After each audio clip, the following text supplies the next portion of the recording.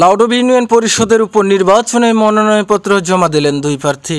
দাকোপ উপজেলার লাউডব ইউনিয়ন পরিষদের উপনির্বাচনে সাবেক ইউনিয়ন পরিষদ চেয়ারম্যান ও সদ্য বিজয়ী জেলা পরিষদ সদস্য সরজিৎ কুমার রায় ও তরুণ সমাজসেবক সবুজ সরকার ৩ জুলাই বুধবার উপজেলা নির্বাচন অফিসার মোহাম্মদ আরিফুল ইসলামের নিকট মনোনয়নপত্র দাখিল করেন।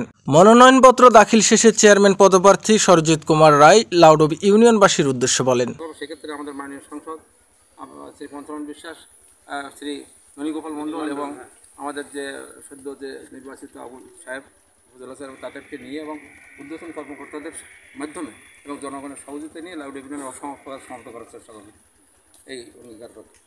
লাউডব ইউনিয়ন পরিষদের সাবেক চেয়ারম্যান আলা শেখ যুবরাজ গত ৭ মে ইউনিয়ন পরিষদের চেয়ারম্যান পদ থেকে পদত্যাগ করলে উক্ত শূন্য পদে নির্বাচন কমিশন সচিবালয় কর্তৃক আগামী ২৭ জুলাই ইভিএমের মাধ্যমে ভোট গ্রহণের প্রজ্ঞাপন জারি করেন। তরুণ সমাজসেবক সবুজ সরকার জয়ের আশাবাদ ব্যক্ত করে লাউডব ইউনিয়নবাসীদের উদ্দেশ্যে বলেন, আশীর্বাদ ও দোয়া প্রার্থনা করছি এবং দাকোপবাসী সকলের আশীর্বাদ ও দোয়া প্রার্থনা করছি এবং সেই সাথে সকলের কাছে ভোট প্রার্থনা করছি।